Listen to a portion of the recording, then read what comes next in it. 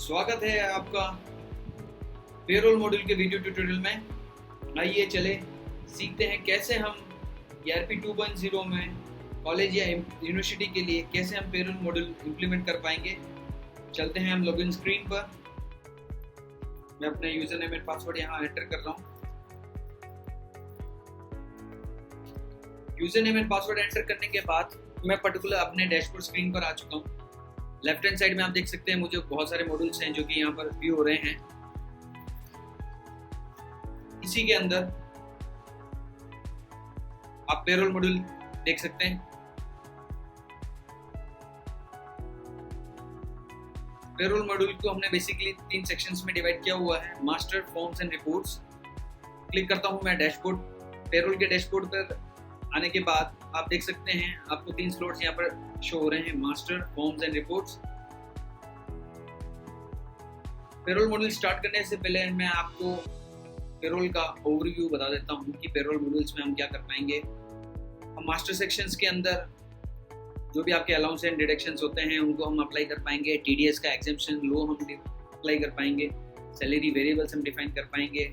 Salary schemes हम यहाँ पर हर एक एम्प्लॉयज़ के ऊपर जो भी सैलरी स्कीम अप्लाई करनी है वो मैं यहाँ पर अपडेट कर पाऊँगा। इंपोर्ट्स के थ्रू मैं इंपोर्ट कर पाऊँगा, चाहे वो एम्प्लॉय की सैलरीज हों या चाहे उसकी सैलरी वेरिएबल्स हों, वो सारी चीज़ें हम इंपोर्ट के थ्रू हम अपडेट कर पाएंगे, इंपोर्ट कर पाएंगे। अपडेट और इंपोर्ट दोनों ही आपके इंपोर्ट्स के थ्रू ही होंगे। फॉर्म्स के अंदर हम एम्प्लॉयज़ ने अगर आपके यहाँ पर कोई एडवांस लिया है या किसी प्रकार का कोई लोन लिया है और वो फॉर्म्स आपको इंस्टॉलमेंट वाइज उसको डिफाइन करना है तो वो सारी चीज़ें हम फॉर्म्स के थ्रू अपडेट कर पाएंगे। सैलरी हम जनरेट कर पाएंगे इंडिविजुअल स्टाफ के थ्रू। रिपोर्ट्स में आप कस्टम रिपोर्ट्स और मल्टीपल रिपोर्ट्स हैं जो कि अपन पेरोल्स के थ्रू हम उसको जनरेट कर पाएंगे, सैलरी शीट हो चाहे वो सैलरी स्लिप। तो चलते हैं हम मास्टर पे। फर्स्ट है अपना मास्टर सेक्शन के अंदर form, allowance and deductions.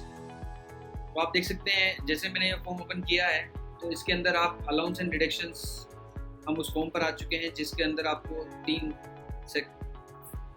Sections आपको दिख रहे हैं, सर्चिंग, लिस्टनिंग एंड फॉर्म। मेरे को कोई भी नया फॉर्म या कोई भी नया अलाउंस डिडक्शंस ऐड करना है तो उस केस में मैं ऐड न्यू पे क्लिक करके मैं नया अलाउंस एंड डिडक्शंस क्रिएट कर सकता हूँ।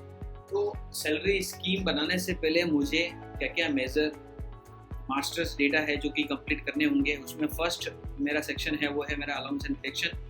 सर्चिंग के अंदर अब आप देख सकते हैं आपको लिस्टेड के अंदर जो भी मैंने अलाउंस डिडक्शंस बनाए हैं वो मेरे को लिस्टिंग में यहाँ पर डेटा दिख रहा है। अगर मेरे को कोई भी लेजर नेम कंपनी वाइज या जैसा चाहूँ मैं उसको मैं यहाँ से सर्च कर सकता हूँ। जैसे मैंने यहाँ कंपनी सेलेक्ट करी, टाइप सेलेक्ट किया कि अलाउंस कितने हैं, तो अलाउंस के अंदर मैं यहाँ पर वो सारे अलाउंस बना सकता हूँ। तो ये अलाउंस जो मैंने यहाँ सर्च किए हैं तो आप यहाँ देख सकते हैं कि जो मैंने 2 अलाउंस बनाए हैं वो अलाउंस मेरे को यहाँ पर शो हो गए हैं, अलाउंस टाइप है। वैसे अगर मैंने डिडक्शंस कितने टाइम्स के मैंने डिडक्शंस बना रखे हैं तो वो डिडक्शंस मुझे यहाँ पर लिस्टिंग में दिख जाएंगे। जो भी डेटा मुझे लिस्टिंग में दिख रहा है आपके पास हर फॉर्म्स के अंदर एक्सपोर्ट और एक्सपोर्ट प्लस का ऑप्शन मिलेगा, प्लस कुछ एक फॉर्म्स रिपोर्ट्स, कुछ एक फॉर्म्स के अंदर आपको रिपोर्ट और रिपोर्ट प्लस के ऑप्शन भी मिलेंगे जिसके थ्रू आप उनकी रिपोर्ट जनरेट कर पाएंगे। तो एक्सपोर्ट के अंदर मैं यहाँ पर क्लिक करता हूँ प्रिंट पे, तो जो मुझे डेटा लिस्टिंग में वहाँ पर भी हो रहा था वही मैं डेटा एक्सपोर्ट करके मैं प्रिंट करके वो रिपोर्ट्स यहाँ से निकाल सकता हूँ। तो जो लिस्टिंग में आपको डेटा दिख रहा है वही डेटा आपको मेल भी करना है। तो आप पर्टिकुलर आपके मैनेजमेंट ERP मैनेजर को अगर आप कोई मेल करना चाहें तो यही डेटा आप उसको मेल भी कर सकते हैं। एंटर सब्जेक्ट के अंदर जो भी आपको सब्जेक्ट ऐड करना है वो सब्जेक्ट आप ऐड कर सकते हैं। मैसेज, जो भी आपको मैसेज प्लस जो भी आपका रिपोर्टिंग फॉर्मेट रहेगा वो किस टाइप का होना चाहिए, वो आपका PDF बेस्ड होना चाहिए या आपका एक्सेल बेस्ड होना चाहिए और आप उसको डायरेक्टली मेल सेंड कर सकते हैं। तो एक्सपोर्ट के अंदर आप export to HTML, export to PDF, export to Excel, export to CSV, send in email, तो आप तरह तरह की रिपोर्ट्स आप यहाँ से अपने अकॉर्डिंग जनरेट कर सकते हैं। एक्सपोर्ट प्लस में जो डिफरेंस है वो मैं आपको बता देता हूँ कि जो आपको लिस्टिंग में डेटा व्यू हो रहा था उसी की रिपोर्ट्स आप कॉल कर पा रहे थे। इस एक्सपोर्ट प्लस के अंदर आपको वो ऑप्शन मिलेगा जितने भी आपको फील्ड्स हैं इसमें से क्या क्या फील्ड हैं जो आपको रिक्वायर्ड है आप वो फील्ड सेलेक्ट करके, जो आपको फील्ड नहीं रिक्वायर्ड है आप उसको अनअसाइन कर सकते हैं और जो फील्ड आपके असाइंड हैं आप उनको यहाँ से असाइन कर सकते हैं। प्लस आपको रिपोर्ट्स के अंदर जो भी आप रिपोर्ट जनरेट करते हैं उसके टाइम में आपको हमेशा सीरियल नंबर, उसका user name, date and time आपको रिक्वायर्ड है, शॉर्ट बाय आप कैसे करना चाहते हैं, उसका रिपोर्ट्स का ओरिएंटेशन आप कैसे रखना चाहते हैं, वो पोर्ट्रेट पे है या उसको लैंडस्केप पे रखना चाहते हैं आप कर सकते हैं। पेपर साइज में आप उसका A5 लीगल लेटर किस पे आप जनरेट करना चाहते हैं आप कर सकते हैं। प्लस कॉलम की विड्थ, कॉलम का अलाइनमेंट्स, आपको जैसे नेम का अलाइनमेंट है वो आपको राइट रखना है, सेंटर रखना है, आप ऐसे कर सकते हैं। कॉलम के टाइटल नेम जो है आप चेंज करना चाहें आप कर सकते हैं। और जितनी भी फॉर्मेटिंग आप यहाँ पर सेट करना चाहें, आप फॉर्मेटिंग सेट करने के बाद आप जो भी रिमार्क ऐड करना चाहते हैं आप रिमार्क ऐड कर सकते हैं। टेम्पलेट नेम, आपको जो भी अपना टेम्पलेट नेम बनाना है वो टेम्पलेट नेम आप बना सकते हैं। और वो टेम्पलेट जब आप सेव करते हैं और आप वो जो टेम्पलेट बना रहे हैं उसका टाइटल भी आपको देखना है या अपडेट रखना है कि जब भी मैं ये रिपोर्ट जनरेट करूँ तो उसका टाइटल हमेशा यही होना चाहिए। तो उसके अकॉर्डिंग भी अपन टेम्पलेट सेव कर सकते हैं, प्लस उसका टेम्पलेट और उसका टाइटल भी बना सकते हैं। तो जैसे हम यहाँ चलते हैं, मैंने एक टेम्पलेट का नेम है जो यहाँ सेव किया,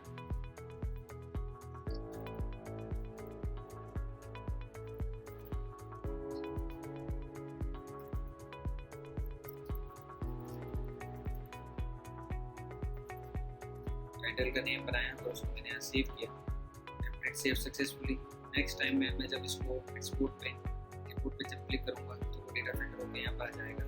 एक्सपोर्ट करके मैं जब प्रिंट करूँगा तो आपकी रिपोर्ट लिस्ट में होगी। तो मैंने जो टाइटल नेम बना रखा था अलाउंड एडिशन, टाइटल नेम प्लस जो मैंने फील्ड सेलेक्ट कर रखे थे उसको डेटा। तो ये मेरा मेन मेजर फॉर्म है जिसमें मैं अपने अलाउंस एंड डिडक्शंस क्रिएट कर सकता हूँ। जैसे मैंने कुछ एक अलाउंस डिडक्शन जो क्रिएट किए हुए हैं उनकी अगर मेजरली आपको रिपोर्ट जनरेट करनी है, जनरेट कर सकते हैं अदर अलाउंस एंड इंसेंटिव। अब मेरे को कोई भी नया अलाउंस बनाना है तो मैं ऐड न्यू पे क्लिक करूँगा, डिडक्शन बनाना है तब भी मैं ऐड न्यू पे क्लिक करूँगा, आपके सामने कंपनी आ जाएगी। अब वो अलाउंस डिडक्शन आपको किस कंपनी में असाइन करना है, क्योंकि ये जो अलाउंस डिडक्शन है उसका फाइनेंशियल ट्रांजेक्शंस होगा। आपके जितने भी अलाउंस एंड डिडक्शन है उसे ऑटो वाउचर पोस्ट होंगे मेरे ERP 2.0 के अकाउंट्स मॉडल में। तो जो भी आप अलाउंस डिडक्शंस क्रिएट करते हैं आपको उसका फाइनेंशियल ट्रांजेक्शन किस कंपनी के लिए रखना है, उस कंपनी को आपको यहाँ सेलेक्ट करना है, आपको कोड डिफाइन करना है। आपने जैसे कोड बनाया चाह रहे हैं इसका नेम आपको मेंशन करना है, house rent allowances, ledger name के अंदर आप वो लेजर्स सेलेक्ट कर सकते हैं। ऑर्डर ऑफ एब्यूलेशन क्या रहेगा, ऑर्डर इन रिपोर्ट, आपको जब आप इसकी रिपोर्ट जनरेट करते हैं, सैलरी स्लिप जनरेट करते हैं, तब इसका ऑर्डरिंग आपका रिपोर्ट्स में क्या रहना चाहिए वो ऑर्डरिंग आप यहाँ से सेट कर सकते हैं। ऑर्डर ऑफ एब्यूलेशन, उसको जब आप सैलरी जनरेट करेंगे तब उसका एब्यूलेशन के अंदर HRA पहले जनरेट होना चाहिए, फिर आपका PF जनरेट होना चाहिए, उसके अकॉर्डिंग आप इसका एब्यूलेशन भी यहाँ सेट कर सकते हैं। राउंड ऑफ फाइनल अमाउंट्स, अगर आपका कोई डेसिमल में वैल्यू आ रही है आप उसको राउंड ऑफ में या राउंड ऑफ में उसका अमाउंट कॉल करवाना चाहते हैं कि जैसे 0.5 से ऊपर होते ही वो डायरेक्टली उसको 1 में कन्वर्ट कर ले, उसके अकॉर्डिंग आप उसका फाइनल अमाउंट यहाँ सेट कर सकते हैं। Ceiling final amount based on attendance, कुछ अलाउंसेस ऐसे भी होते हैं जो कि आपके सैलरी जनरेशन के टाइम में वो आपका अटेंडेंस पे बेस नहीं करता है, वो डायरेक्टली जितना उसका अलाउंस बन रहा है उतना उसको उतना अलाउंस मिलना ही मिलना है, चाहे वो 20 डेज ही आया हो आपके कॉलेज में। तो उसके अकॉर्डिंग अपन जो भी अलाउंस एंड डिडक्शंस हैं जो कि आपके बेस्ड ऑन अटेंडेंस होते हैं तो उनको आपको बेस्ड ऑन अटेंडेंस पे टिक करना है, तो वो अटेंडेंस के अकॉर्डिंग ही कैलकुलेट करेगा। ग्रेजुएटी, कुछ अलाउंसेस रहते होते हैं जो ग्रेजुएटी अमाउंट में मिलने हैं तो आप उसको ग्रेजुएटी पे क्लिक कर सकते हैं। इंक्लूडिंग टैक्सेबल सैलरी, कुछ अलाउंस डिडक्शंस होते हैं जो कि आपके टैक्सेबल सैलरी में इंक्लूड होते हैं तो उसको आप यहाँ से इंक्लूड कर सकते हैं। And till month, PDA, post deducted allowances, वो सारी चीज़ें हैं जो कि अपन यहाँ अलाउंस डिडक्शंस बना के आप उसको अपडेट कर सकते हैं। जैसे मैंने HRA बनाया उसको मैंने बेस्ड ऑन अटेंडेंस किया, इंक्लूडिंग टैक्सेबल सैलरी। तो जो भी आप TDS एक्सेम्पशन लो बनाएंगे उसके अंदर आपको उसको ऐड करना है। तो मैक्सिमम लिमिट पर मंथ आपकी कितनी रहनी चाहिए तो उसके अकॉर्डिंग अपने आप उसको सेट कर सकते हैं।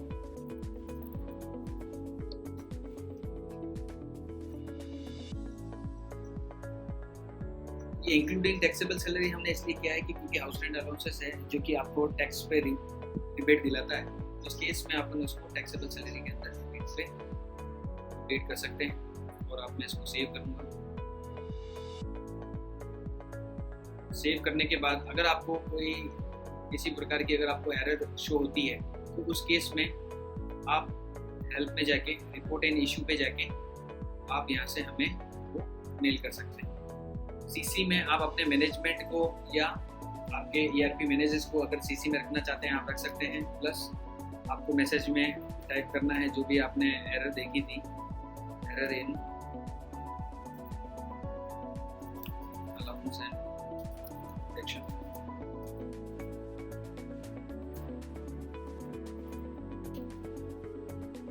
ये जो मेल है आप डायरेक्टली आप हमसे सेंड कर सकते हैं।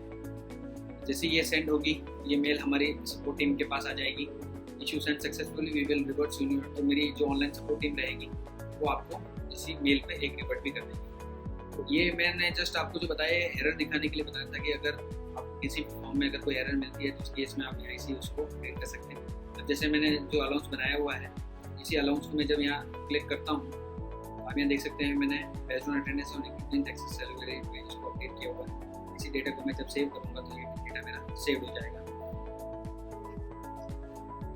यहाँ से जो भी मैं अलाउंस एंड डिडक्शंस बनाता हूँ उसको मैं यहाँ से सेव कर सकता हूँ और यहीं से मैं लिस्टिंग डेटा के सर्च के थ्रू मैं लिस्टिंग और डेटा देख सकता हूँ। इसी की यहाँ से जनरेट कर सकता हूँ। तो ये मेरा मेन फॉर्म रहेगा जहाँ से मैं अपने अलाउंस एंड डिडक्शंस क्रिएट करूँगा। फिर हम चलते हैं नेक्स्ट इनकम टैक्स कैटेगरी। अब इनकम टैक्स कैटेगरी के अंदर आपको जितनी भी कैटेगरीज बनानी है कैटेगरीज आप बना सकते हैं। जो भी कैटेगरीज आप बनाते हैं क्योंकि ये जो इनकम टैक्स कैटेगरी आप बनाएंगे ये आपका TDS डिडक्शन में काम आएगी। TDS डिडक्शन में कितना उसका एग्जाम्प्ट होना चाहिए उसके अकॉर्डिंग वो सारा डेटा फ्लो बनेगा। और इनकम टैक्स कैटेगरी यहाँ से क्रिएट करने के बाद एम्प्लॉय के ऊपर कैसे अप्लाई होगी, एम्प्लॉय के ऊपर वो इनकम टैक्स कैटेगरी आप एम्प्लॉय रजिस्ट्रेशन के अंदर फॉर्म्स के अंदर एम्प्लॉय रजिस्ट्रेशन डिटेल जो फॉर्म रहेगा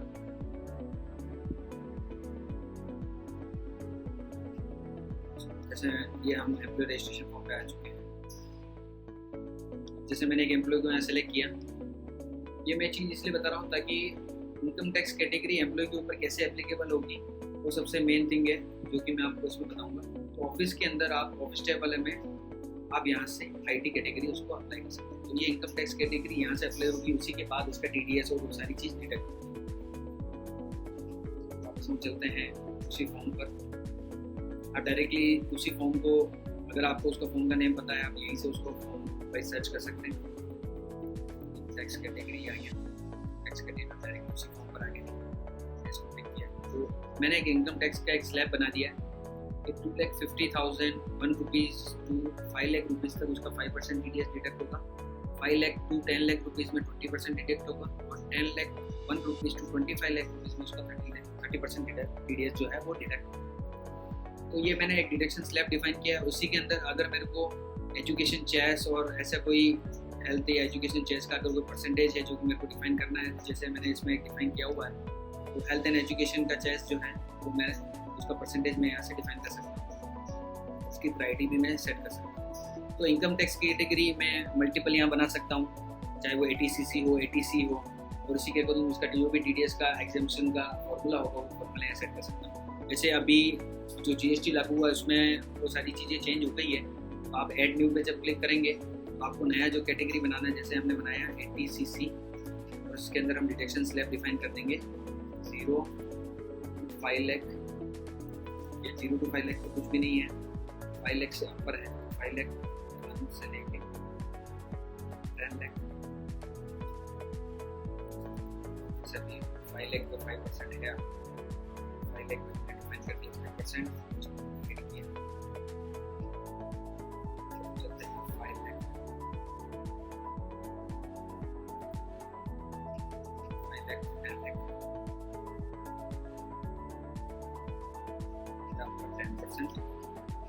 तो ऐसे आप अपना नया इनकम टैक्स कैटेगरी और उसी स्लैब के अंदर आप जैसे सेकेंडरी सेस है उसका 2% है उसको प्रायोरिटी आप क्या रखना चाहते हैं वो आप सेस बना सकते हैं। हेल्थ एंड एजुकेशन सेस का आप परसेंटेज डिफाइन करना चाहते हैं सेकेंड प्रायोरिटी उसके अकॉर्डिंग टैक्स कैटेगरी डिफाइन कर सकते हैं। तो ऐसे मैं मल्टीपल इनकम टैक्स कैटेगरी के स्लैब यहाँ पर डिफाइन कर सकता हूँ। उसी के अकॉर्डिंग उसका TDS मेरी सैलरी जनरेट के टाइम पे। अब वो TDS जो है आप कैसे एम्प्लॉयज़ के सैलरी के टाइम में आप डिडक्ट करते हैं। अगर आप उसको मंथ वाइज करते हैं या ईयरली वाइज करते हैं या उसको क्वार्टरली या हाफली नोट पे करते हैं तो उसके अकॉर्डिंग वो जो सैलरी का TDS डिडक्शंस होगा वो आपको डिफाइन करना पड़ेगा मेन मास्टर्स के अंदर कंपनीज, जैसे मैं कंपनीज पे क्लिक करता हूँ तो मैं पर्टिकुलर उस कंपनी में आ गया। अब उसी के अंदर आपके पास एक ऑप्शन मिलेगा, मैं इसको कंपनी को सेलेक्ट करूँगा तो आपको यहाँ पर ऑप्शन मिल जाएगा TDS डिडक्ट। अब वो जो आप टाइम डिफाइन कर देंगे तो उसके अकॉर्डिंग उसका TDS डिडक्ट होगा। जैसे आप क्वार्टरली मोड पे लेना चाहते हैं, हाफली मोड पे लेना चाहते हैं, जैसे मैंने इसको ले लिया है क्वार्टरली मोड पर, फर्स्ट आपका TDS डिडक्ट होगा मार्च में, होगा जून में, होगा आपका सितंबर में। वैसे TDS डिडक्ट मैं यहाँ पर डिफाइन कर सकता हूँ। जब आप एम्प्लॉयज की सैलरी डिडक्ट करेंगे तो वो इस पर्टिकुलर 4 मंथ्स के अंदर ही उसका TDS डिडक्ट हो गया आपको।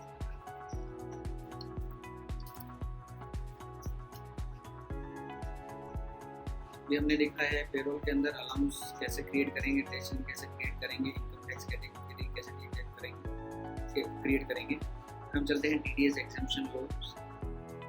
यहाँ पर जो भी आपने लो डिफाइन किया हुआ है उसका TDS लो आप यहाँ बना सकते हैं। एग्जेम्पशन लो क्या रहेगा, exemption rules income tax category के अंदर जो भी आपने टैक्स कैटेगरी बना रखा है उसका TDS एग्जेम्पशन फॉर्मूला, जो भी आपको फॉर्मूला ऐड करना है वो फॉर्मूला बना सकते हैं।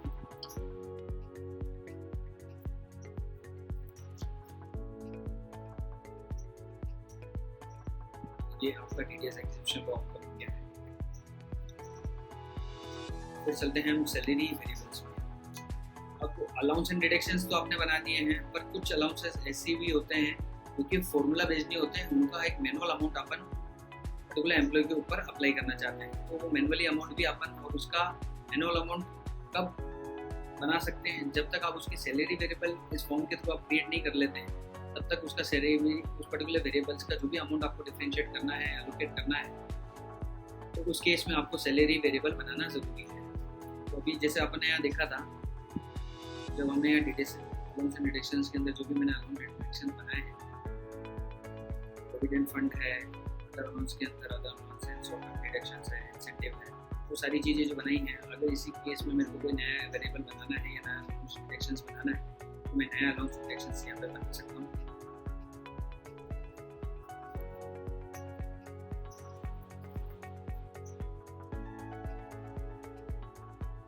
मैंने जैसे एक अलाउंस बना दिया है HRA करके, कुछ HRA करके जो मैंने बनाया है, अब वेरिएबल के अंदर मुझे उसी अलाउंस का या डिडक्शंस का वेरिएबल नेम बनाना है, तो मैं उसी वेरिएबल का नेम मैं यहाँ पर डिफाइन कर दूँगा। और ये जो वेरिएबल का नेम मैं जब डिफाइन करूँगा उसके बाद जब उसको सेव करूँगा, ये डेटा फिर मुझे सैलरी स्कीम्स के अंदर फॉलो करेगा। ये बेसिकली सैलरी वेरिएबल हम इसलिए बना रहे हैं, अगर किसी अलाउंस डिडक्शंस का हम कोई भी फॉर्मूला डिफाइन नहीं करना चाहते हैं, हम उसके ऊपर मैनुअल एक अमाउंट डिफाइन करना चाहते हैं कि इसका एक अमाउंट फिक्स्ड है जो कि फॉर्मूला बेस नहीं है, उस केस में अपन ये वेरिएबल सैलरी वेरिएबल से डिफरेंशिएट करेंगे। यहाँ पर उसको डिफाइन करेंगे या उसको क्रिएट करेंगे ऐड न्यू बटन से वेरिएबल बना। अगर कोई अलाउंस डिडक्शंस आपका फॉर्मूला बेस्ड है तो फिर वो सारी चीज़ हम सैलरी स्कीम्स के अंदर फॉर्मूला बना के देंगे। तो हम चलते हैं सैलरी स्कीम फॉर्म पर, जहाँ पर मैंने कुछ एक स्कीम्स ऑलरेडी बना रखी हैं, जिसको मैं स्कीम कोड वाइज जैसा चाहूँ वैसे मैं इसको सर्च कर सकता हूँ। जैसे 03 से अगर मैं सर्च करता हूँ तो 03 से मेरे को वो स्कीम यहाँ पर शो हो जाएगी। यहीं इसको मैं एक्सपोर्ट करके निकालना चाहूँ, स्कीम कोड्स निकाल सकता हूँ। जो भी मैंने सैलरी स्कीम्स बनाई है तो उसकी रिपोर्ट यहाँ पर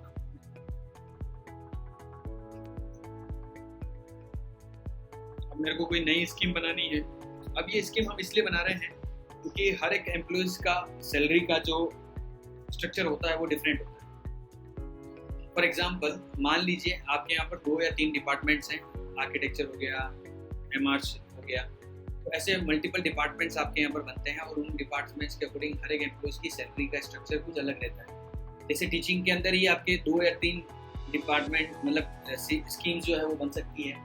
अब वो कैसे होगी, क्योंकि जैसे मान लीजिए टीचिंग के अंदर आपके पास 50 एम्प्लॉयज हैं, 10 एम्प्लॉयज के ऊपर PF एप्लीकेबल होता है, 10 एम्प्लॉयज के ऊपर PF एप्लीकेबल नहीं होता है, 10 एम्प्लॉयज को अलाउंसेस मिलते हैं, 10 एम्प्लॉयज को नहीं मिलते हैं। तो उस केस में हम मल्टीपल स्कीम्स बना सकते हैं और वो जो स्कीम अपन बनाएंगे और उन स्कीम्स को अपने को एम्प्लॉयज के ऊपर एलोकेट करना है।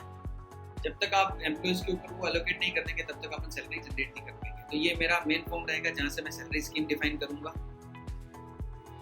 जैसे मैंने टीचिंग के लिए जो स्कीम बना रखी है उसके अंदर आप देख सकते हैं टीचिंग स्कीम कंपनी किस कैटेगरी, एकेडमिक से रिलेटेड है, एडमिनिस्ट्रेशन रिलेटेड है। अब आप देख सकते हैं जो ये कैटेगरी आपको यहाँ दिख रही है, जैसे ऐड नहीं करूँगा तो मैं नई स्कीम बना सकता हूँ। जो ऑलरेडी स्कीम बनी हुई है मैंने उसी को यहाँ पर एडिट पे क्लिक किया है।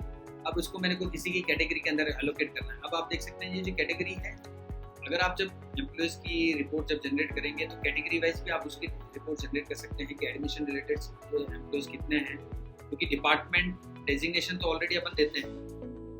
इस पेरोल के अंदर डिपार्टमेंट डेजिग्नेशन देना है, सब कुछ देना ज़रूरी है। जब भी ये एम्प्लॉयज़ आपके सैलरी में और अटेंडेंस में सब जगह कॉल होंगे तो वो चीज़ भी मैं आपको आगे बताऊँगा। इसमें आप देख सकते हैं कि जो कैटेगरी है, कैटेगरी वाइज हम इसलिए डिफरेंशिएट कर रहे हैं ताकि आपको ये चीज़ पता चल जाए कि जैसे टीचिंग नॉन टीचिंग से रिलेटेड जितने भी एम्प्लॉयज़ है पर उनकी जो स्कीम है वो सेम है। और जब आप उसकी सैलरी जब जनरेट करते हैं तो कैटेगरी वाइज भी आप उसका जनरेशन कर सकते हैं। रिपोर्ट जब निकालेंगे तो कैटेगरी वाइज वो रिपोर्ट जनरेट हो जाएगी। तो इनको मैं कोई भी कैटेगरी देना चाहता हूँ। जैसे जो मैंने टीचिंग वाली बनाई है वो किस कैटेगरी से रिलेटेड है, वो एकेडमिक कैटेगरी से रिलेटेड है। अब मेरे को कोई भी नई कैटेगरी क्रिएट करनी है तो जिस भी फॉर्म के अंदर जिस भी फील्ड के सामने आपको ये आइकन दिखता है तो आप इस आइकन पर क्लिक करेंगे, add code master under category salary scheme category. तो यहाँ से मैं नया कोड जनरेट कर सकता हूँ। जैसे मैंने यहाँ पर 2-3 ऑलरेडी कैटेगरी बना रखी है, अगर मेरे को नया बनाना है तो मैं यहीं पर क्लिक करके उस कोड के अंदर मैं नया कोड ऐड करूँगा और उसको सेव करूँगा। तो ऐड करने के बाद वो कैटेगरी मेरी यहाँ पर शो हो जाएगी। प्लस अगर आपके पास मेन मास्टर्स के अंदर यूटिलिटी के अंदर मेन मास्टर्स के अंदर कोड मास्टर के अगर राइट्स आपके पास है तो यहाँ से भी आप वो कोड बना सकते हैं उस पर्टिकुलर कैटेगरी को सेलेक्ट करके। जैसे मैंने इनको यहाँ ऐड किया, एकेडमिक बना दिया। अलाउंस एंड डिडक्शंस के अंदर आप देख सकते हैं मैंने एक अभी नया अलाउंस बनाया था HRA करके। अभी मैंने जो भी अलाउंस एंड डिडक्शंस हैं वो यहाँ पर सेट किए हुए हैं। जैसे इंसेंटिव है उसका मैंने फॉर्मूला डिफाइन किया हुआ है, तो उसको मैंने फॉर्मूला बेस पे सैलरी वेरिएबल पे ऐड किया हुआ है। वैसे ही अगर मेरे को अब HRA का फॉर्मूला बनाना है तो मैं जाऊँगा। अब यहाँ पर आप देख सकते हैं मैंने यहाँ पर क्लिक किया है, वापस ऐड पे क्लिक किया। अब अलाउंस एंड डिडक्शंस के मैं फॉर्मूला यहाँ पर सेट कर सकता हूँ। HRA applicable on every month, selected month, every month रहेगा। अब आपको डायरेक्टली उसका रुपीज़ यही अमाउंट जो है वो डिफाइन करना है। आप डायरेक्टली सभी एम्प्लॉयज़ के ऊपर अगर आप टीचिंग स्कीम अप्लाई करते हो और यहाँ पर अमाउंट दे दिया है तो सभी एम्प्लॉयज़ के ऊपर फिक्स्ड अमाउंट अप्लाई हो जाएगा। अगर आप चाहते हैं कि इसका फॉर्मूला क्रिएट हो तो फॉर्मूले में आप जैसे इसको फॉर्मूले पे क्लिक करेंगे, अब वो फॉर्मूला क्या रहेगा, वो आपकी बेसिक सैलरी का रहेगा, पे स्केल का रहता है। किसका फॉर्मूला, जैसे बेसिक सैलरी का 10%, 12% जो भी मतलब आप फॉर्मूला अप्लाई करते हैं। अब जैसे पे स्केल प्लस ग्रेड पे, अब वो पे स्केल ग्रेड पे क्या होता है वो मैं आपको बता देता हूँ। चलो वो मैं आपको बताऊंगा जब एम्प्लॉयज़ के ऊपर वो सैलरी स्कीम डिफाइन करेंगे तो पे स्केल और बेसिक सैलरी का क्या मीनिंग है। जस्ट ऐड करते हैं HRA, फॉर्मूले पे हम गए।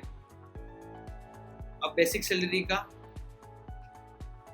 आप फॉर्मूला क्रिएट करेंगे। बेसिक सैलरी का मेरा आप रिलेशनल ऑपरेटर या ऑपरेटर में आप यूज करेंगे। अप्लाई वैल्यू, अब वो वैल्यू क्या है आपका 10%, तो 0.10 भी कर सकते हैं या 10 डिवाइड बाई 100 भी कर सकते हैं। ये वैल्यू लिया और हमने इसको ऐड किया।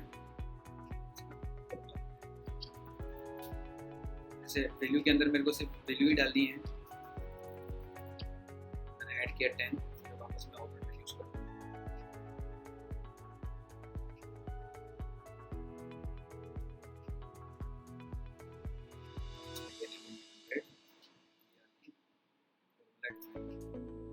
ये मेरा एक फॉर्मूला बन गया है। ऐसे मैं मल्टीपल फॉर्मूला बना सकता हूँ। अब इसी के अंदर मेरे को डिडक्शन अप्लाई करना है। डिडक्शन में मैं जाके जैसे मैंने PF लिया, प्रोविडेंट फंड, इसका फॉर्मूला। अब वो फॉर्मूले में आपको डिफाइन करना है। रिलेशनल ऑपरेटर भी आप यूज कर सकते हैं। If basic salary less than equal to 15,000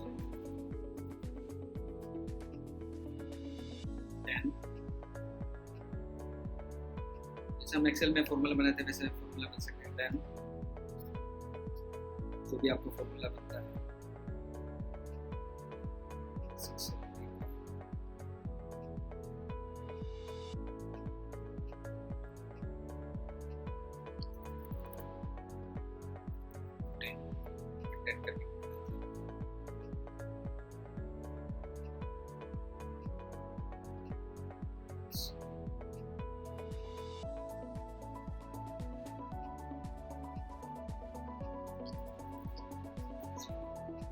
तो ये एक फॉर्मूला मैंने बनाया जिसमें अगर किसी की बेसिक सैलरी 15,000 से लेस है देन उसका बेसिक सैलरी जो पीएफ है वो उसका बेसिक सैलरी का 10% कट जाएगा। एल्स अगर वो 15 से ऊपर है तो उस केस में वो 0।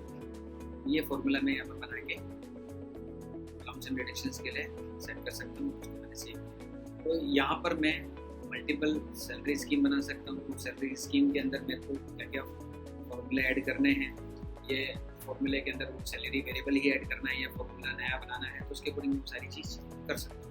इंक्रीमेंट साइकिल के अंदर हम इंक्रीमेंट साइकिल भी सेट कर सकते हैं फॉर्मूला बेस्ड पे। जो भी आपका फॉर्मूला बनाना चाहते हैं बेसिक सैलरी का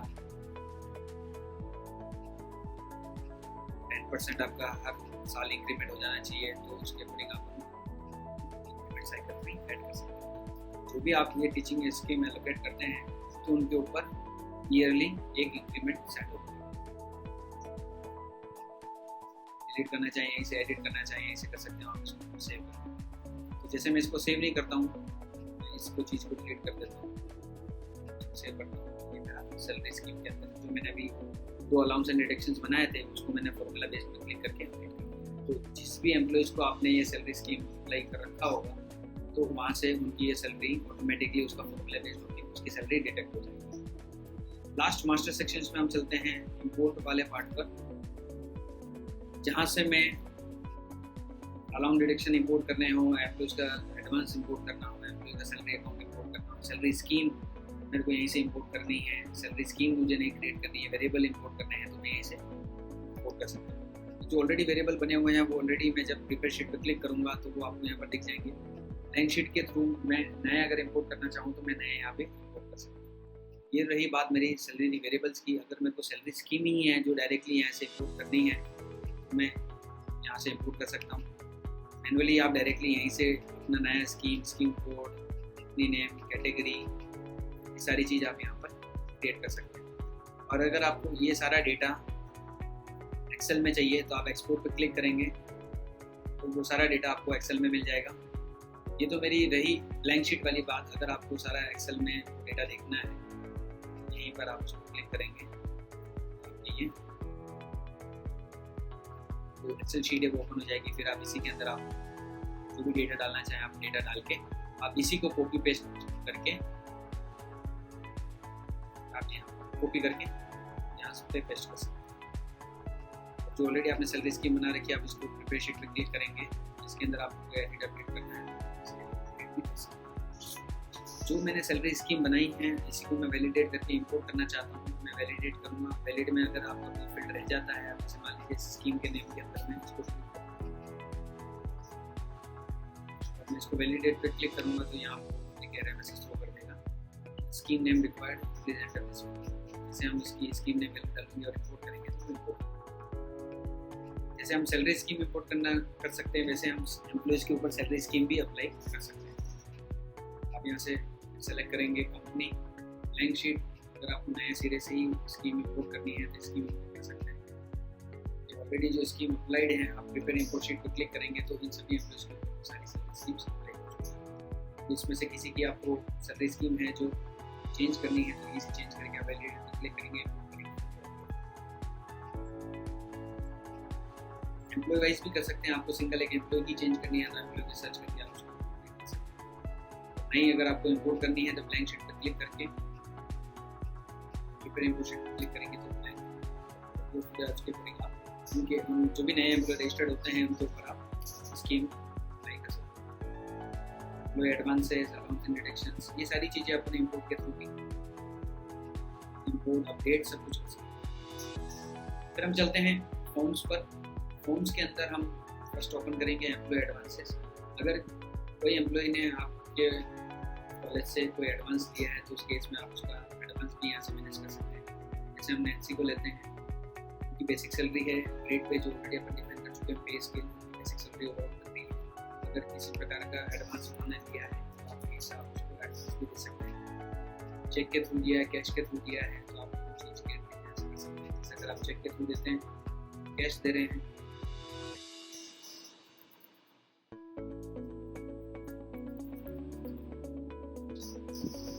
डाल के आप उसको जब सेव करेंगे तो ये आपने एडवांस आपको वो एडवांस जो है आप कब लेना चाहते हैं, तो जब आप सैलरी डिडक्ट करेंगे तो सैलरी से डिडक्ट करना चाहते हैं तो आप उसको डिडक्ट कर सकते हैं। ये एक मेन फॉर्म है जहाँ से एम्प्लॉय के ऊपर हम एडवांसेस अप्लाई कर सकते हैं।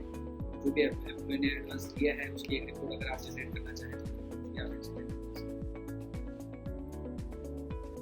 फिर हम चलते हैं एम्प्लॉय लोन्स पर। अगर कोई एम्प्लॉय है एम्प्लॉय से कोई लोन ले लेता है तो उस केस में वो लोन अगर आप कॉलेज के थ्रू आपको मिल रहा है, उस केस में आप उस एम्प्लॉय को ऐसे सेलेक्ट कर सकते हैं।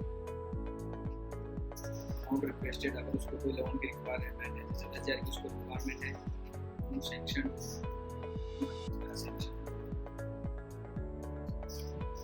वेरीफाई बाय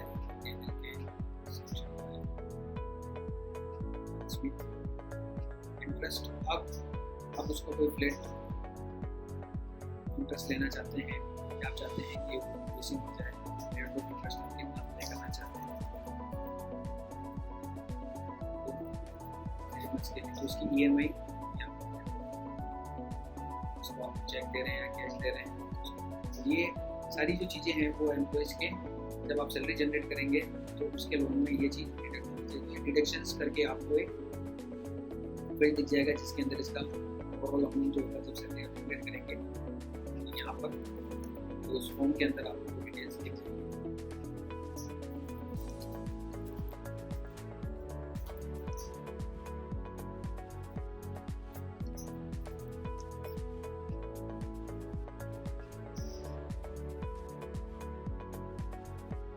ये एक लोन का फॉर्म है जहाँ से आप एम्प्लॉय के ऊपर आप लोन अप्लाई कर सकते हैं। और जो भी लोन आपने दिया है, जो भी सेक्शन किया है, उसके अकॉर्डिंग आप सैलरी में से उसका लोन जो है उसका डिडक्ट करना चाहते हैं तो वो सारी चीज़ सैलरी जब आप जनरेट करेंगे उसको। एम्प्लॉय का इन्वेस्टमेंट रिपोर्ट, जब एम्प्लॉय अपना कोई इन्वेस्टमेंट रिपोर्ट आपको सबमिट करता है तो उसका इन्वेस्टमेंट रिपोर्ट आप यहाँ पर रख सकते हैं। जो भी वो इन्वेस्टमेंट कर रहा है वो सारा जो इफेक्ट करेगा वो आपके TDS के लोन में इफेक्ट करेगा। इन्वेस्टमेंट अमाउंट मेरा कितना है, अगर 40,000 का इन्वेस्टमेंट अमाउंट है, ये इन्वेस्टमेंट अमाउंट प्लस उस एम्प्लॉइज का जब हम इसकी सैलरी जनरेट करेंगे तो ये इन्वेस्टमेंट उसकी TDS में डिडक्शन के टाइम में ये इन्वेस्टमेंट को स्किप करके आपको। लास्ट हम चलते हैं, जैसे मैंने एम्प्लॉयज़ के ऊपर एडवांस अप्लाई करना था वो अप्लाई कर दिया। लोन अगर किसी एम्प्लॉय को रिक्वायर्ड है तो वो लोन के लिए अप्लाई करता है। वो सेंक्शन होने के बाद आप उसका जो भी इंटरेस्ट रेट लगाना चाहते हैं वो इंटरेस्ट रेट लगा के आप उसके ऊपर जो भी फ्लैट EMI अप्लाई करना चाहते हैं वो EMI अप्लाई हो सकती है। इन्वेस्टमेंट का रिकॉर्ड्स हम अपडेट कर सकते हैं। फिर हम चलते हैं एम्प्लॉय सैलरी डिटेल्स पर। ये मेजर फॉर्म है जहाँ से हम हर एक एम्प्लॉयज़ के ऊपर वो सैलरी स्कीम अप्लाई करेंगे। वो सैलरी स्कीम कैसे अप्लाई करेंगे, सैलरी डिटेल्स के अंदर आप देख सकते हैं सर्चिंग आपको दिख रहा है, लिस्टिंग दिख रहा है। ये दो चीज़ें आपको यहाँ पर दिख रही हैं। तो आप किसी भी एम्प्लॉयज़ के ऊपर जो भी सैलरी डिटेल्स अप्लाई करना चाहते हैं, जैसे हमने डेनियल को नेम वाइज यहाँ सर्च किया या डेनियल आ गया, डेनियल को हम जैसे क्लिक करेंगे तो डेनियल्स में आप देख सकते हैं उसकी एंटायर डिटेल जो कि एम्प्लॉय रजिस्ट्रेशन से मिल चुकी है वो एंटायर डिटेल आपको यहाँ पर दिख रही है। इसके अलावा अब सैलरी अकाउंट्स के अंदर आप पर्टिकुलर किस लेजर से आप उनकी सैलरी देना चाहते हैं, किस कंपनी के थ्रू आप उनकी सैलरी देते हैं, तो आप उन कंपनी का लेजर आप यहाँ से सेलेक्ट करेंगे। आप उस एम्प्लॉय का सेपरेट लेजर बनाना चाहते हैं, आप सेपरेट लेजर बना सकते हैं। तो आपको यहीं पर उसको क्रिएट सेपरेट लेजर पर क्लिक करना पड़ेगा। अदरवाइज तो जो बाई डिफॉल्ट सैलरी का एडवांस लेजर बना होगा, सैलरी अकाउंट लेजर जो बना होगा, तो उसी के अकॉर्डिंग आपकी सैलरी क्रिएट हो जाएगी और उसके अकाउंट्स में वाउचर पोस्ट हो जाएंगे। उससे लेजर और कंपनी का रिलेशन देना ज़रूरी है। तो सैलरी अकाउंट्स में आप पर्टिकुलर उसका कंपनी का एक रिलेशन दे रहे हैं और सेपरेट लेजर बनाना चाहें तो आप उसका ऑटोमेटिकली उसका सेपरेट लेजर बन जाएगा। अगर सेपरेट लेजर नहीं बनाना चाहते हैं, आप चाहते हैं कि सारे एम्प्लॉयज़ का एक सैलरी अकाउंट के अंदर ही वो सारी चीज़ें एंट्रीज बने, तो आप उसके अनचेक से ही रहने दीजिए, ताकि ये अनचेक रहेगा तो आप उसका पर्टिकुलर एम्प्लॉय का सेपरेट लेजर नहीं होगा।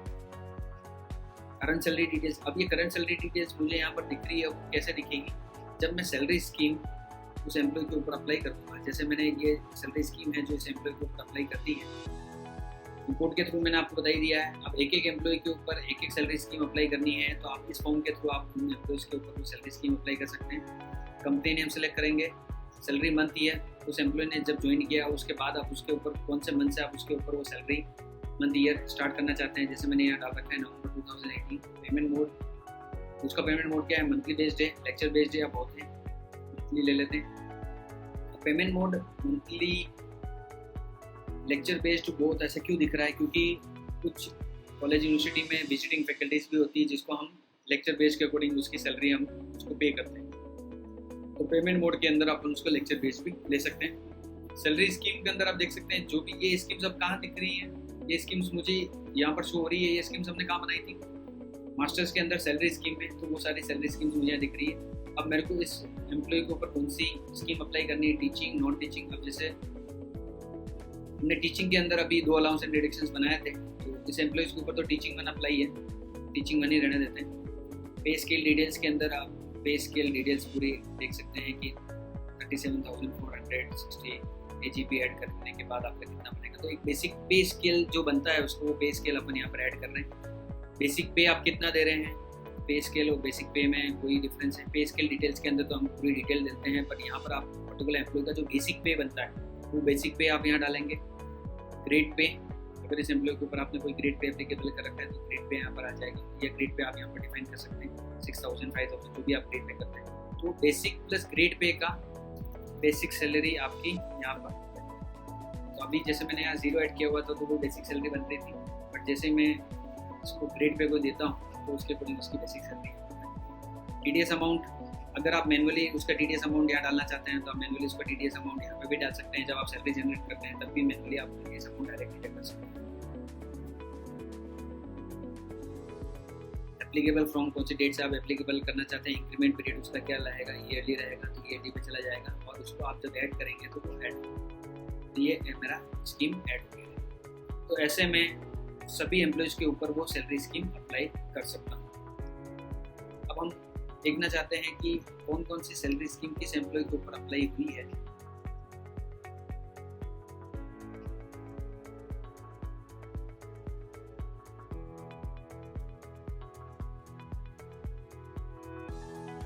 अपन रिपोर्ट्स के थ्रू यही एक्सपोर्ट करके आप उसके रिपोर्ट जनरेट कर सकते हैं, जहाँ से आपको सारा रिपोर्ट्स मिल जाएगा।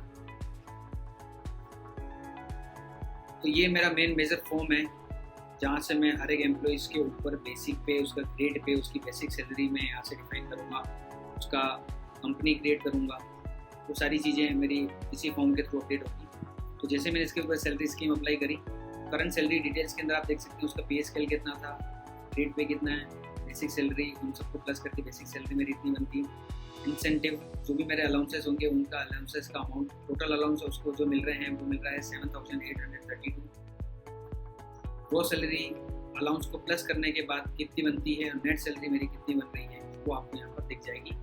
पर ये कब दिखेगी, जब मैं उसके ऊपर सैलरी स्कीम अप्लाई कर देता हूँ, उसको सेव कर देता हूँ, तो नेक्स्ट टाइम जब उसी एम्प्लॉय को हम यहाँ पर सर्च करेंगे तब उसकी करंट सैलरी डिटेल्स आप यहाँ पर देख सकते हैं। लीव स्कीम, अब एम्प्लॉयज़ के ऊपर जो भी लीव स्कीम अप्लाई करनी है ऑलरेडी हम जो एम्प्लॉय अटेंडेंस मॉड्यूल है उसी के अंदर हम एम्प्लॉयज़ की लीव्स वहाँ पर अप्लाई करेंगे, उसी के बाद उसका लीव स्कीम्स का रिपोर्ट यहाँ पर दिख जाएगा। इंक्रीमेंट साइकिल्स के अंदर इंक्रीमेंट साइकिल्स अगर आपको डालना है तो यहीं से आप उसका इंक्रीमेंट साइकिल भी डाल सकते हैं। और अगर आपने सैलरी स्कीम के अंदर ऑलरेडी उसका इंक्रीमेंट प्लान ऐड कर रखा है तो ईयरली उसका इंक्रीमेंट साइकिल ऐड होगा। और किसी एम्प्लॉय के ऊपर आपको फॉर्मूला बेस्ड आपको यहीं पर उसका सैलरी इंक्रीमेंट ऐड करना है तो यहीं से आप उसके इंक्रीमेंट प्लान अप्लाई कर सकते हैं। तो जिस मंथ में आप उसका इंक्रीमेंट देखना चाहते हैं उस मंथ से उसकी सैलरी जो है वो अपडेट होकर आपको मान लीजिए। इंक्रीमेंट्स की डिटेल, कस्टम इंक्रीमेंट साइकिल्स, वो सारी चीज़ें जब आप उसके ऊपर डिफाइन कर देते हैं तो उसके ऊपर सारी चीज़ होती है।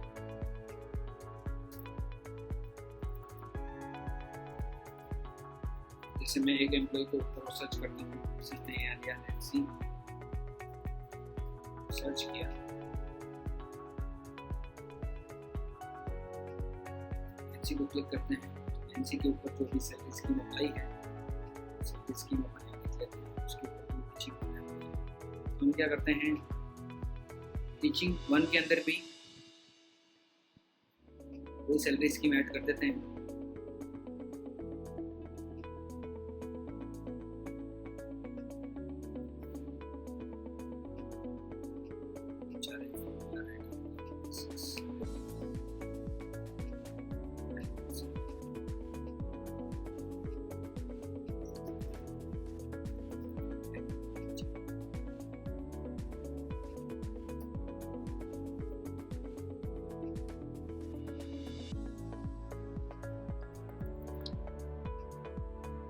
डायरेक्टली अगर फॉर्मूला बनाना चाहूँ मैं डायरेक्टली यहीं पर टाइप भी कर सकता हूँ। दोनों ऑप्शन अपने पास अवेलेबल रहेंगे।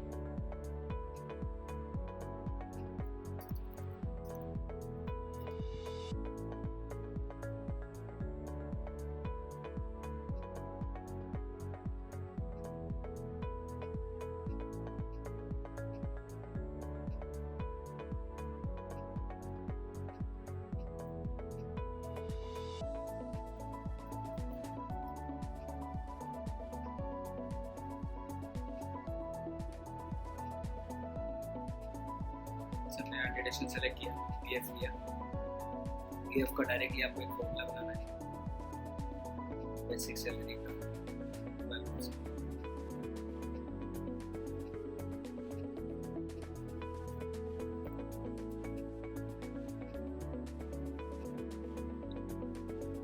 तो ये सैलरी स्कीम्स के अंदर जो भी मैंने अभी अपडेट किया है वही चीज़ मेरी सैलरी डिटेल्स के अंदर भी अपडेट होगी।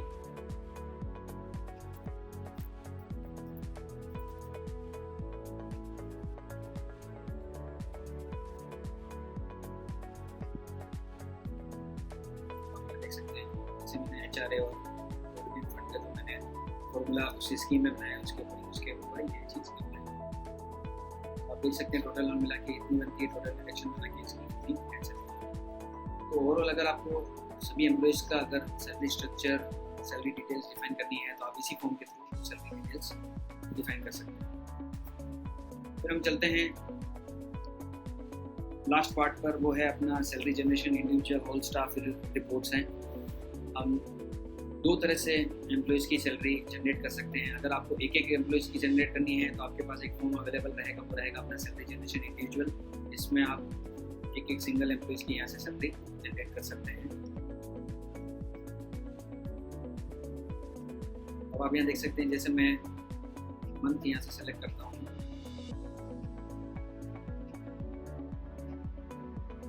आपको जैसे अप्रैल मंथ की आपको सैलरी जनरेट करनी है, आप फैच अटेंडेंस पे क्लिक करेंगे तो ये अटेंडेंस फैच हो रही है मेरी बायोमेट्रिक से लिंक होकर। अगर मैंने बायोमेट्रिक से या एम्प्लॉय अटेंडेंस के अंदर आपने मैनुअल इन आउट फॉर्म, ये कहाँ पर होंगे वो भी मैं आपको बता देता हूँ। ये रहेंगे अपने एम्प्लॉय अटेंडेंस के अंदर मैनुअल इन आउट फॉर्म। एक जो अटेंडेंस का डेटा फैच होगा वो होगा मेरे बायोमेट्रिक से डायरेक्टली मशीन का इंटीग्रेशन होगा जो कि ERP से इंटीग्रेटेड होगा। अगर हमने वो इंटीग्रेशन कर रखा है तो उसके अकॉर्डिंग आपके मशीन के जो डेटा कॉल हो रहा है वही डेटा मेरा मैनुअल इन आउट के अंदर भी वो डेटा कॉल होगा। और प्लस आपने कोई मशीन इंटीग्रेशन नहीं करा रखा है और डायरेक्टली आप वो data manual in out form के थ्रू आप अपडेट करते हैं तो यही अटेंडेंस का डेटा मेरा सैलरी जनरेशन के टाइम में फैच हो रहा है। तो जैसे अभी हमने जो एम्प्लॉय सेलेक्ट किया था उसी एम्प्लॉय की मैं आपको, जैसे हम अप्रैल मंथ लिया,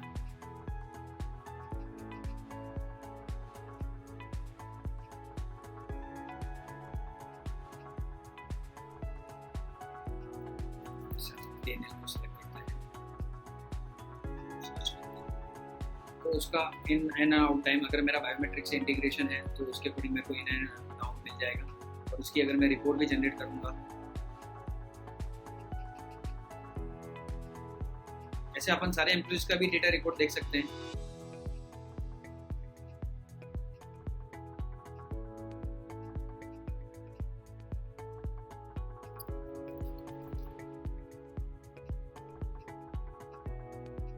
जैसे मैंने डेनियल का अटेंडेंस रिपोर्ट निकाला तो आप यहाँ पर देख सकते हैं उसका अटेंडेंस रिपोर्ट, उसकी अटेंडेंस रिपोर्ट है जो कि यहाँ पर जनरेट हो रही है।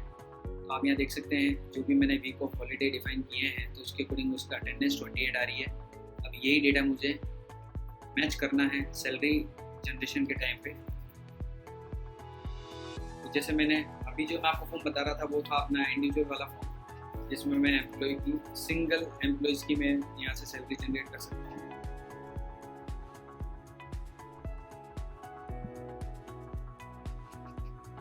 जैसे हमने वापस अप्रैल मंथ सेलेक्ट किया और अटेंडेंस का डेटा फेच किया तो जो बायोमेट्रिक से अटेंडेंस का डेटा आ रहा था वही डेटा मेरे यहाँ पर दिख रहा है, जिसमें आप देख सकते हैं टोटल वर्किंग डेज 28 है, 26% two absent, 2 week offs, 2 holidays. तो ये सारी मंथ की अटेंडेंस डिटेल्स आपको यहाँ पर दिख जाएगी। तो आप देख सकते हैं जैसे 2 वीक ऑफ और 2 हॉलीडेज आपको दिख रहे हैं। यही अगर आप अटेंडेंस रिपोर्ट में जब आप चेक करेंगे तो आप देख सकते हैं 2 वीक ऑफ है, 2 मेरी एब्सेंट है, 2 मेरी हॉलीडेज है।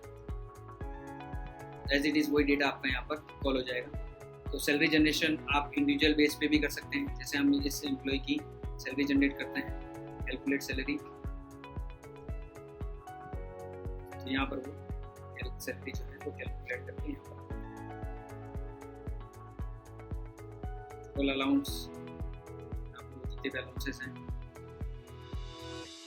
तो जो चीज़ में आपको मैं स्किप कर गया था कि हम मैनुअल अमाउंट कैसे डिफाइन कर सकते हैं। हम जब सैलरी डिटेल्स में किसी एम्प्लॉय को जब स्कीम देते हैं,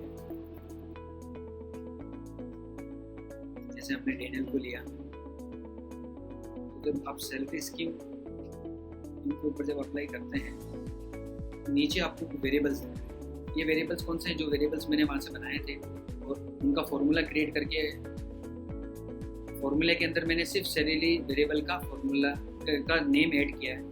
तो उस नेम के आगे मेरे को जो भी मेरे को अमाउंट ऐड करना है वो अमाउंट मैं यहाँ पर ऐड कर दूँगा, उसको सेव कर दूँगा, तो उसी के अकॉर्डिंग वो सैलरी मेरी जनरेट हो जाएगी।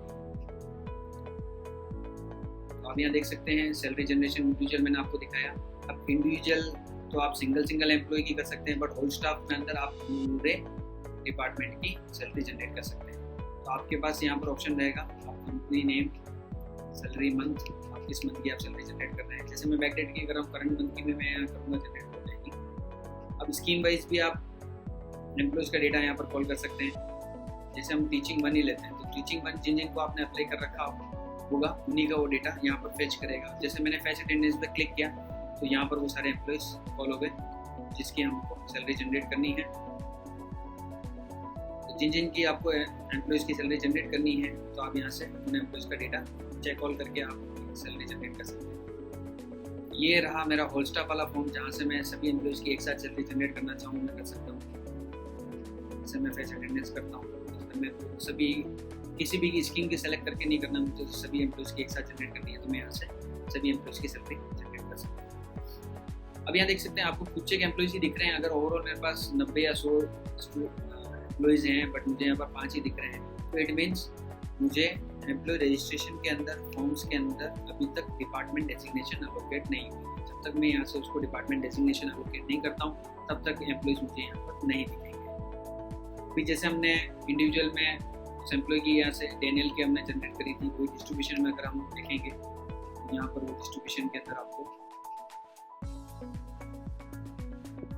एम्प्लॉयज़ की हमने जनरेट करी है, तो सैलरी ऑलरेडी जनरेटेड है, तो इट मीन्स वो आपको पेड सैलरी में दिख जाएगी। अब आपको जो भी नए एम्प्लॉयज़ हैं उनकी सैलरी जनरेट करनी है, जैसे सिर्फ आपको इसमें से सिर्फ एक सिंगल एम्प्लॉय की जनरेट करनी है, तो वैसा भी आप कर सकते हैं। जैसे हम सिर्फ पेटा का ही, जैसे पेटा एम्प्लॉय है उनको मैं सर्च करता हूँ, फेच अटेंडेंस करता हूँ, तो मुझे सिर्फ पेटा का ही अटेंडेंस रिपोर्ट यहाँ पर दिखेगा। उनकी ही सैलरी जनरेट करना चाहूँ तो मैं उनकी सैलरी भी जनरेट कर सकता हूँ।